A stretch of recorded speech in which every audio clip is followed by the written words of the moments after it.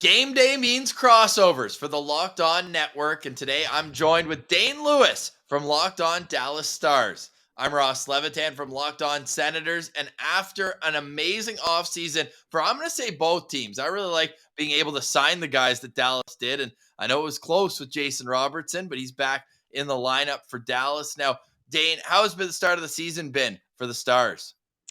It's been really good, Ross. It's been about as good as you could expect. I mean, the Stars have gotten at least 1 point in all of their matchups so far. They lose in overtime last Thursday to Toronto, but I mean, you go on the road, tough building, tough crowd, really good team. I mean, a Leafs team that has struggled out of the gate, but seems to be finding their footing.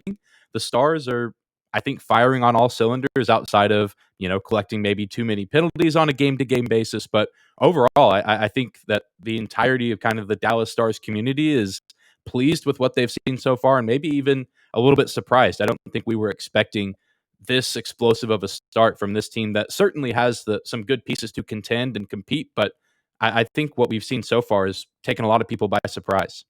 That's great, man. Yeah, I'm a little surprised myself after, it felt like Jake Ottinger was the only reason that series went 7 games last spring. Has it been more of a team effort here to start 2022? Absolutely, and that's one of the things that I've been harping on this show pretty much since the start of the season. It seems like last year, you're 100% correct. It was Ottinger keeping the Stars in that 7-game series, and then outside of him, it was really the top line for this Stars team of Robertson, Hintz, Pavelski, and those guys are great this season. Ottinger is still great to start this season, but we're seeing contributions from Tyler Seguin. He's off to a nice start this season. Mason Marchment comes to Dallas from Florida. He's having a really good run of things so far. Miro Heiskanen has kind of had to step into the primary defenseman role with John Klingberg gone, and he's played really well. I know we were talking before recording that he's been on the ice for 10 Stars goals, and while he's been on the ice, there hasn't been a goal recorded against the Stars, so that's about as good of a start to the year as you can have. So the Stars in general just seem to be getting the most out of everyone on the roster, whereas last year it felt like maybe only 4 or 5 guys consistently were providing for this team night in and night out.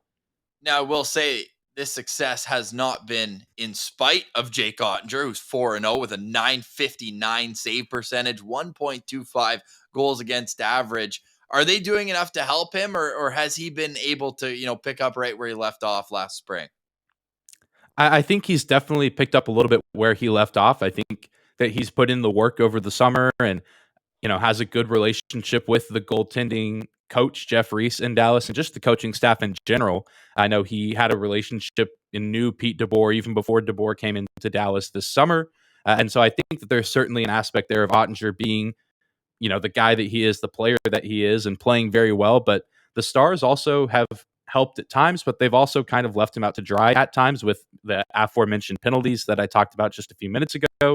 There's moments where it seems like the Stars are just consistently killing penalties and consistently down a man with someone in the box. And thankfully, Ottinger has been able to step up in those moments. But when the Stars aren't committing penalties, I think the defense is on par with what we've seen the past several seasons, with Dallas being known kind of as a defensive grit and grind team. And I think they've kept that identity on the defensive side of the ice, but they've been able to, turn that into efficient offense in the neutral zone and in the offensive zone as well. So I think it's a little bit of both, but Ottinger has certainly had to step up in some pretty big moments for this team this season. So 2 wins against the Nashville Predators. That probably felt good right in the division, right off the bat. You continue it with a 4-1 win over Winnipeg, the overtime loss in Toronto, and then banking that out with the free bingo card, we'll call it, this season against the Montreal Canadiens. I say a little bit tongue-in-cheek, but overall for you after 5 games, what's the best storyline if you're a Dallas Stars fan? The best, man, that's a great question, and one that's difficult to come by. But I'll go with the newcomer in Mason Marchment, just a guy that was expected to come in and contribute on the second line for the Stars. But I think that he's really blown some people away with just how well he's done. There were questions of, okay, was he good in Florida because he was playing in the Panthers system? I mean, the Panthers were an offensive juggernaut last season, winning the President's Trophy. So the question was, could that translate from Florida to Dallas, a team that hadn't been very good on offense as of late? And the question is, so far, has been a pretty resounding yes. And I think that he's, brought some life to this team that, I think there was already some a little bit there, but he's just been a spark plug and a guy that gets after it on the offensive side of the ice. In the first game of the season, I mean, he made Roman Josi, one of the best defensemen in the league, I mean, look like a junior league player. I mean, it was ridiculous, the goal that he put on him and UC Saros. And he just, even after that, has continued to build on that and had a nice point streak going. I think he lost it on Saturday in Montreal, but even when he's not, performing offensively, he's physical, he plays defense, he's, always going at other guys and trying to kind of play that mental side of the game as well and try to, hinder the opponent, whether it's, checks on the board or, just talking in between plays. He's a guy that seems to be fully engaged when he's on the ice for this team. And the Stars have benefited greatly from him being in Dallas so far. So tons of good stories with this team so far, but I think that's the one that's, the best for me is from what I've seen and one that has taken me by surprise. Well, and how about we're in Ottawa really lucky to have Claude Giroux come home, and just how a young core can be kind of re-energized by a veteran who's just so good. And we're seeing that in Dallas as well. Like, I don't know what kind of Benjamin Button routine Joe Pavelski has, the hat trick in Montreal, but like, can you talk about what maybe he's meant to guys like Jason Robertson and the up and comers on this team? You've got a few of them there, like Rupe Hintz, who's really come into his own. Like, how much do you think Joe Pavelski's influence has had on this team? The influence is monumental, and I think it's been that since he's come and been a member of the Stars team. And I think maybe there's even a little bit more this season. He's reunited with his coach, Pete DeBoer from San Jose, when he was the captain of those Sharks teams. And I think there's that added incentive of Pavelski's career is, it's unfortunately starting to wind down, and who knows how long, DeBoer is going to continue coaching. So there's kind of this idea of both of these guys that haven't won a cup yet trying to go after that Stanley Cup. But I think at the same time, you mentioned the impact he has on the younger players. I think that he's realized he has that opportunity to, teach these guys how to be professionals both on and off the ice. I think that's one thing that everyone across the league can agree on Pavelski is that he's great on the ice, but even off the ice, I mean, a good father, good husband, a great example in the community, and a guy that a lot of people look up to and admire in this league. And so he's teaching guys how to be professionals there, but also on the ice. I mean, he's one of the first guys out on the ice at practice every morning, whether it's game day or just a midweek practice. A guy that's going to be out early, staying on the ice late, one of the last guys off the ice as well. And so I think that goes a long way for guys like Robertson, Hintz, Wyatt Johnston, a rookie on this roster this season. I mean, guys see that, and guys like that already have a ton of talent. But if they can, find a way to, work like Joe Pavelski and, grind and continue to improve his craft like he's done over the years, I think those guys can be really special players. And when they look back on their careers, they can probably attribute a lot of that success to the mentorship and, leadership guidance of a guy like Joe Pavelski. 88 points in his last 87 games at age 38. Super impressive. Did you think after a 31-point season in his first with Dallas that this was even possible? It almost felt like he was kind of on his way out of the league then. And now look, it's 3 years later. He's producing as well as he was in his prime. Yeah, it's insane. I know last year, I think he set a new career high in goals, assists, and points. I know for sure points. It's just unreal. I don't, to be honest, I didn't see that coming. I think he was kind of a guy that you bring in to produce. I mean, 31 points in his first year, not terrible.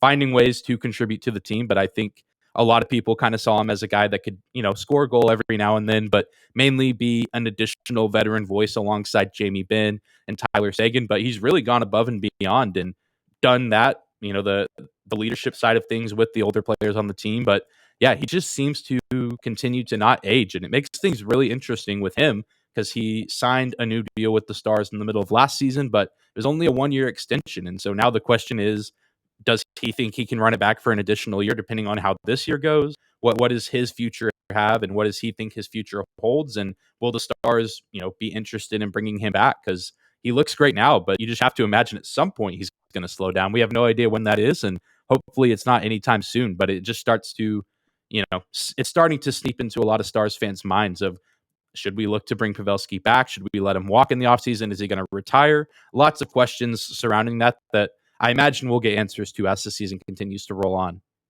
So the Ottawa Senators played Dallas twice last year. Ottawa won both meetings 3-2 in Ottawa on October 17th and then in Dallas on October 29th. in the 7th game of the season, 4-1. This year, they'll get to meet bright and early again Monday night in Ottawa as Dallas continues a road trip. But we're going to have to wait a little bit longer till December 8th when the Sens will take on the Stars down in Big D in Texas. But before we turn it around and let the Dallas Stars fans in on how things have been going in Ottawa, Dane, we've been tire pumping so far, right? What's a good storyline? The team doesn't have a regulation loss yet. Joe Pavelski's drinking out of the fountain of youth, but every team has a whipping boy. Who's the guy you want to see more from as a fan base in Dallas? Yeah, I think the obvious answer right now is Denis Gurianov. You talk about Pavelski's new deal. Gurianov signed a 1-year extension in the offseason as well. And this is a guy who the Stars have just had high expectations for ever since he came onto this team. And it seemed for a moment that he would, fulfill those expectations. And he played really well before things shut down in 2020 and even played well for the Stars back when they were, making their run to the Stanley Cup. And really ever since that moment, it seems like he's just taken a dip in his performance. Not an awful player, not a guy that can't contribute, but if I'm not mistaken, he's the only Stars forward on the roster who hasn't recorded a point yet, and a guy that last year was healthy scratched a lot under Rick Bowness, and it was never really confirmed, but it just seemed like there was not a good relationship between Bowness and Gurianov, and I think that messed with Gurianov mentally and affected how he played on the ice when he was getting in games. And we haven't seen a ton from him this year, and I think the hope was a Peter DeBoer offensive system could get him going, and hopefully it's just a slow start. I know that every year you get guys that get off to slow starts. Rope Hintz didn't score a goal until a month into the season last year, and then ended up with 37. So it certainly is possible that we can see him get things turned around, and there is plenty of time. But Denis Gurianov, it almost seems like we could get another Val Nichushkin situation where he doesn't perform well in Dallas, goes to another team like the Avalanche and plays well, wins the Stanley Cup, gets a new deal. I'm hoping that's not what happens. Really do want to see Gurianov, thrive here in Dallas. I think he's a special player and has a really unique skill set with size and speed, and we just haven't seen it yet this season. So maybe this game in Ottawa is a game that he finally wakes up, but only time will tell. Give me one more player for fans who are listening right now in Ottawa who are heading to the game tonight at the Canadian Tire Center. Who's somebody that they should be keeping an eye on as a guy who might impress them? That is a great question, and I there's a lot of guys I could give. I talked about Wyatt Johnston, the rookie. He's a fun guy to watch, and a guy it's not clear yet if he's going to stay on the NHL team past his nine game Games, tryout right? before and going Yeah. back to juniors. But there's He's in him. But Windsor, by the way, right? In the OHL? yes, sir. Yeah, Windsor. So he might go back to Windsor. He's scored, a few points so far this season. He looks good. I think he has a good chance to stay with the team. And there's him, of course. But I think the guy that really could be fun to watch is another defenseman. We have Miro Heiskanen, but one of the newer additions of the Stars team in Nils Lundqvist, a guy that the Stars traded for right before the start of the season with the New York Rangers. A guy that can provide a little bit of offense, not necessarily a strong defensive defenseman, but still finds ways to contribute. And he's found some good chemistry playing on the Stars blue line. It seems like he just kind of came in and started things up right around in the middle of training camp with this team and was one of the highest scorers in the preseason for them.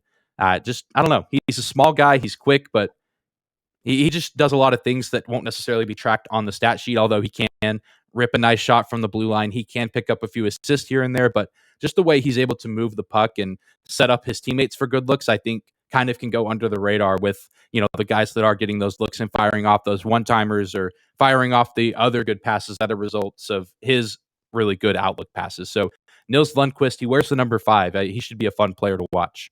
All right, 22 years old, has points in back-to-back games, 3 assists in 5 games since joining the Dallas Stars. I believe the return was a first-round pick. Am I right with that?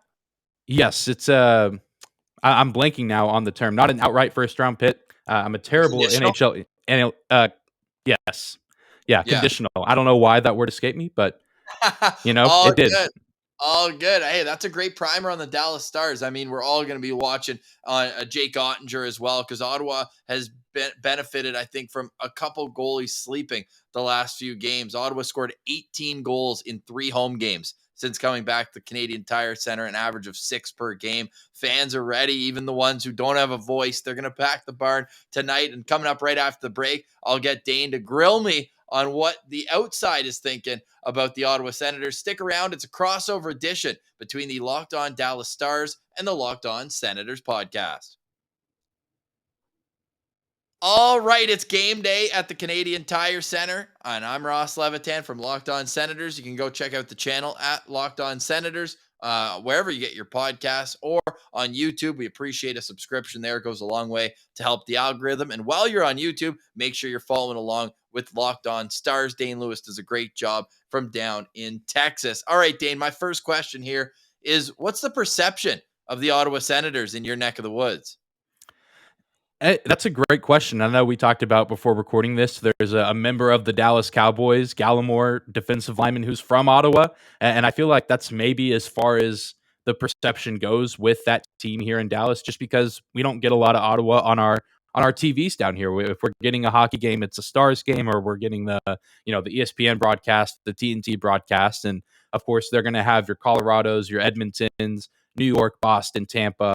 So I feel like there's not a whole lot of deep knowledge. Of course, you have the committed NHL fans that follow the league very closely. They're going to know, what's new with this team and kind of how they're running. But I feel like generally, the knowledge goes to the Central Division, and the Eastern Conference is maybe a little bit of a mystery. But I know that many people are aware of the new additions to the team, and I imagine many of the fans, as well as myself, would love to know, even just from your perspective, how the expectations have been managed this offseason. Like, is this team performing the way you thought they would through the early stages of this season? Because it can be difficult to, get good chemistry and good performance out of a really, different team from what you saw last season. Claude Giroux comes in, Alex DeBrincat.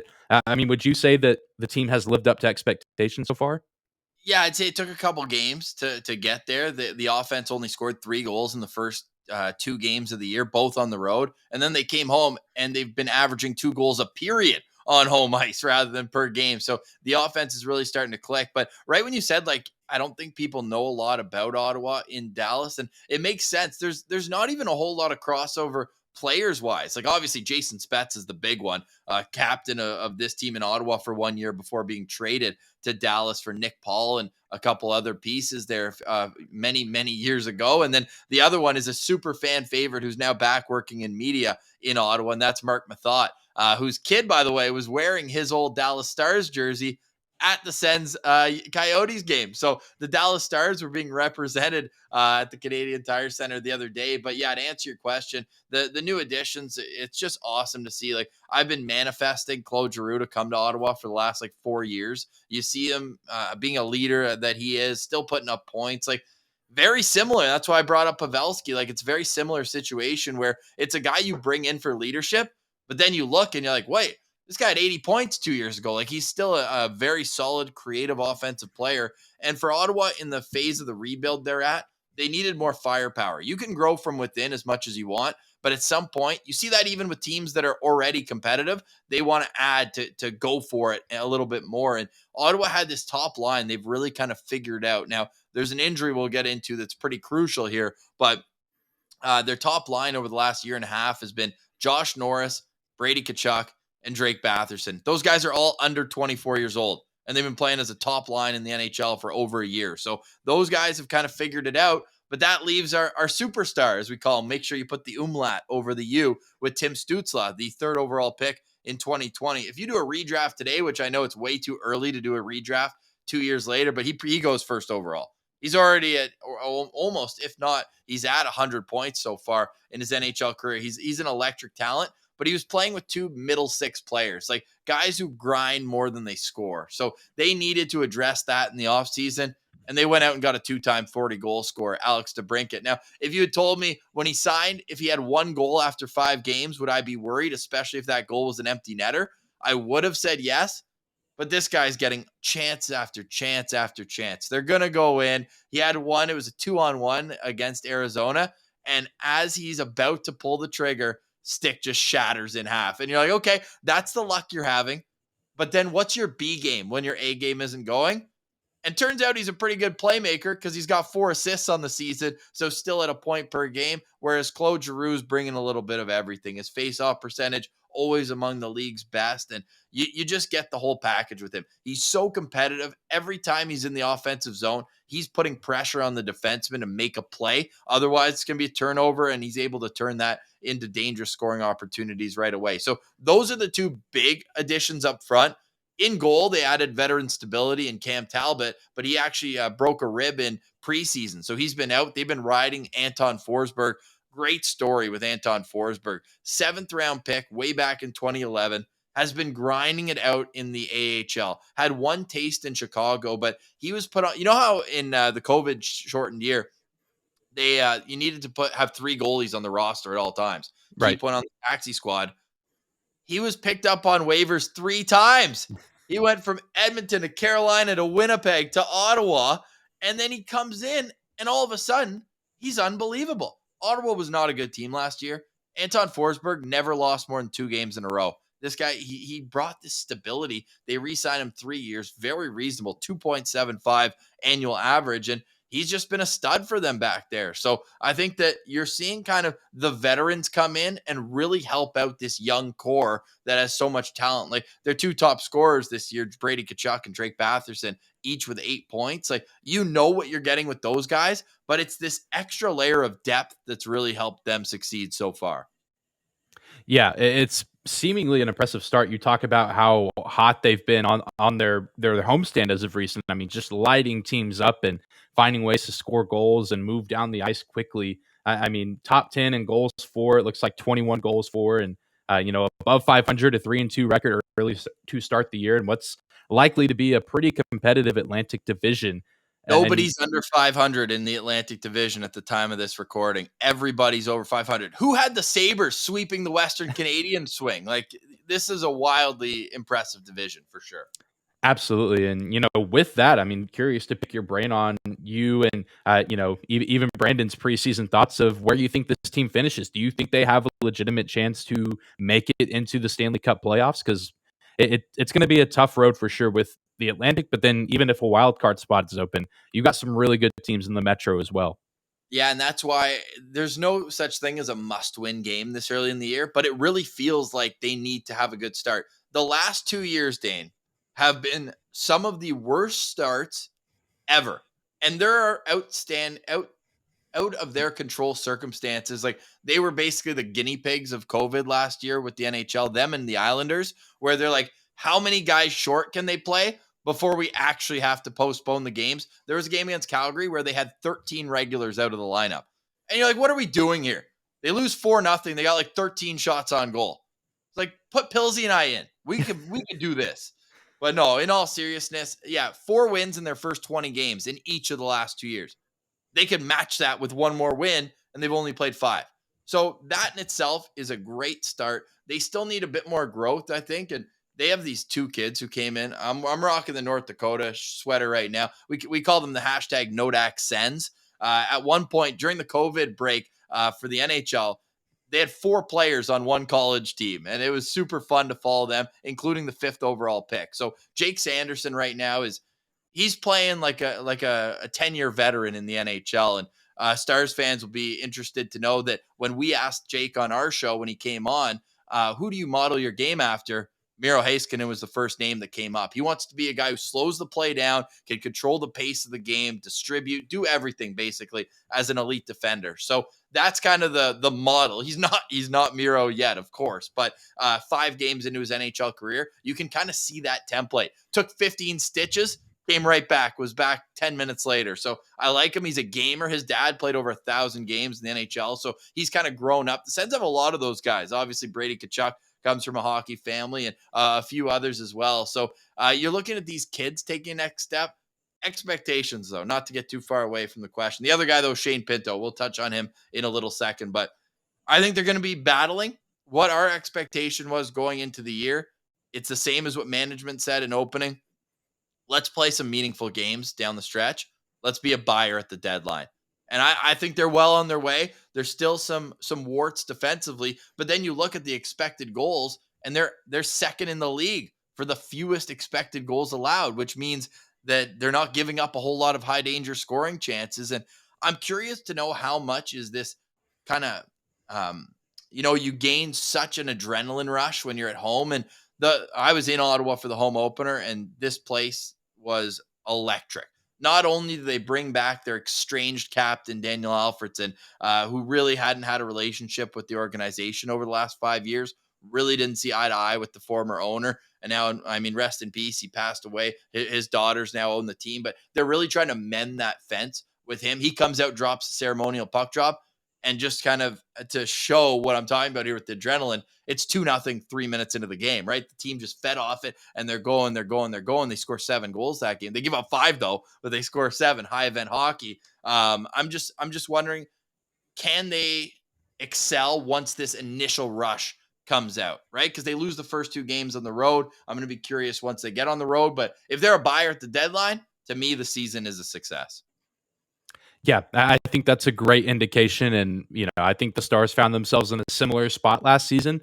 And it was a relief to see them go out and get a couple players at the deadline and not see them give away. They didn't give away really anything as far as players. So I think that's a very great and realistic goal to have in that division. And, to be playing those meaningful games in March and April, I think could definitely do wonders for a team like the Sens that are competing with teams like Detroit that's also looking to rebound and looking to get back into playoff contention alongside, Toronto and Tampa Bay. Boston, I think, is off to a better start the season than I thought they'd be, just given their personnel and some of the guys that are out with injury. So a long road ahead for sure for the Senators. But I think that, this is a great game. I think the Stars are also riding this rush of a hot start, new coach. The fan base, I mean, the fan base in Dallas is always passionate. It's a very, Yeah, it's invested cool.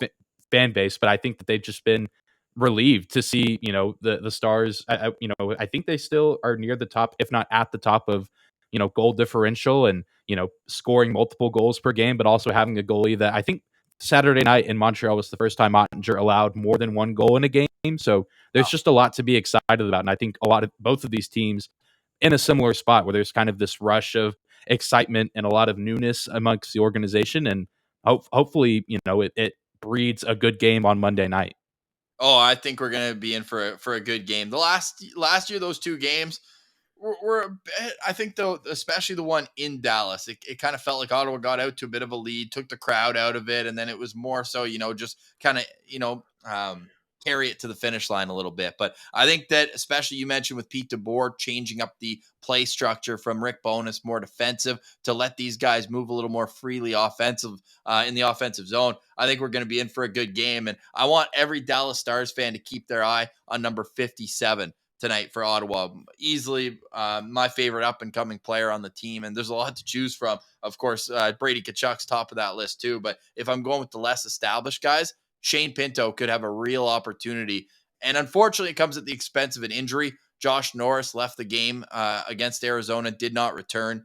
We're going to get an update on that later this morning, as we're probably going to be releasing this on Monday. So hopefully we get a positive update, because he missed 20 games of his rookie season with a shoulder injury. Or sorry, not his rookie year, his second year in the league. And he scored 35 goals in 66 games. But unfortunately, the shoulder injury took him out of a few others. But with that, breeds the opportunity for Shane Pinto, who is now still Calder eligible. And he was 1 game away from not. He was injured and only played 5 games last year after coming out of college. I believe he played 12 in his first year. So if you play more than 6 games in back-to-back years, you're no longer Calder eligible. So he plays 5. He's back, and now he just looks so lethal. And Ottawa does the same move that St. Louis does, to relate it back to the Central Division, where they evenly split the talent on their 2 power play units. So now he's getting an opportunity to play with DeBrincat and Giroux on the power play. So those guys are going to find you in the right spots, and he's been able to produce. He has goals in 4 straight games right now, does Shane Pinto. He's a defensively sound centerman, only 22 years old. And if you are what do I say? If you wager a little bit on futures over at BetOnline, like we all do here, responsibly at Locked On Network, I threw a couple shekels on him to win the Calder Trophy this year, and I'm feeling pretty good based on the start that he's had. You know a thing or two about Calder votes, eh? With Jason Robertson down there. Absolutely. Yeah. A guy that very familiar with that award. And, had it not been for another generational talent and Kirill Kaprizov, very well could have won that I award. was on the wagon for Jason Robertson, just being a lot younger. I think that they should take that a little more into account than they do. Like Kaprizov was 24 years old when he wins the award. Come on, come on. It's just because it's the South and it's Texas. The Stars, I mean, don't really have a big, Jamie Benn won the Art Ross in 2015 with 87 points, which Yeah, would be like 20th in the league that, at this time. But yeah. still waiting on that first big award winner. No Hart, no Vezina, maybe Jake Ottinger. I feel like this is the year that we have someone maybe come away with an award.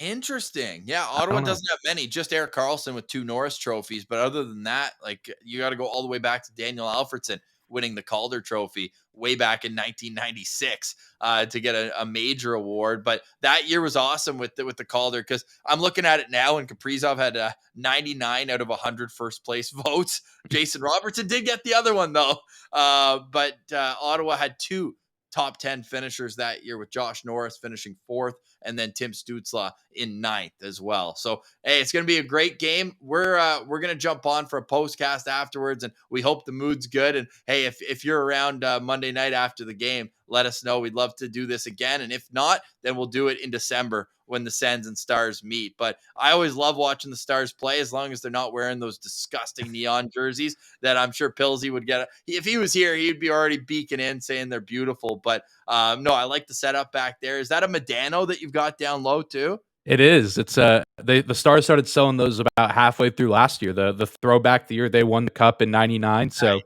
it had to get a little bit of the past up there with Ben Sagan and Heiskanen, and maybe one day we'll get a Robertson, Ottinger, Hens up there as well. Whoa, not Jason Spezza? Maybe if the universe allows. I don't know how many Now you're Spezza pandering. Stars jerseys are up there. I don't know how many of those are running around these days. Man, I was looking though, and like his first year in Dallas at least was super successful, if not the first 2, right?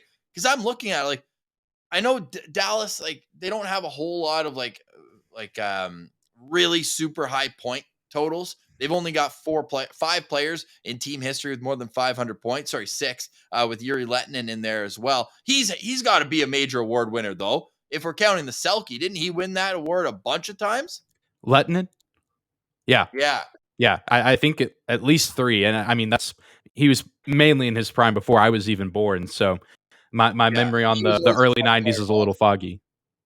Oh yeah, and I mean, you could argue whether or not the Selke is like the major awards, like the Art Ross, the Norris, the Vezina, because those are like the best players in the league. Best defensive forward, it's still a good award, but I think that you could spin zone that and say it's just it is. But what I was getting at there, looking at the Dallas Stars all time points leaders, like you don't have to scroll that far down. Jason Spetz is 15th on this list.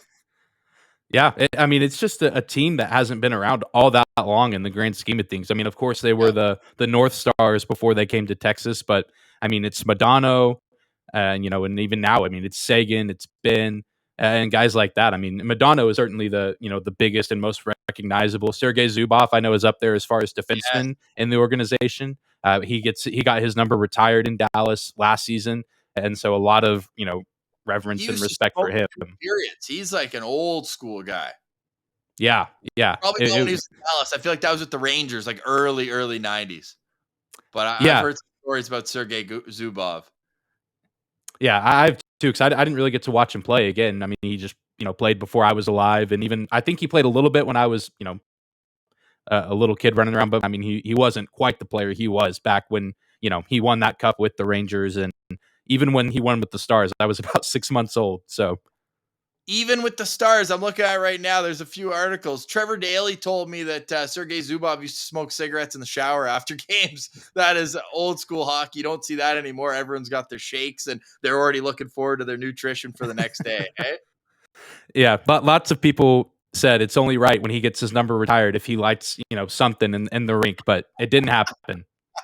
That's awesome. Hey, everything's bigger in Texas. You should have come out with a jumbo and gone real wild. But That's hey, right.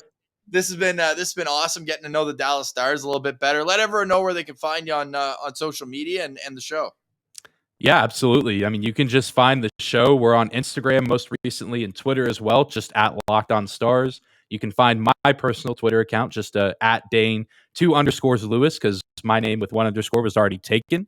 So just had to add the extra. And if any Sens fans do feel so inclined, we're sitting just below 900 subscribers on YouTube right now, trying to get to 1,000. So if any of them are feeling generous and want to just drop a subscription on YouTube, I'd appreciate it. And How I'll much does be. it cost for a subscription?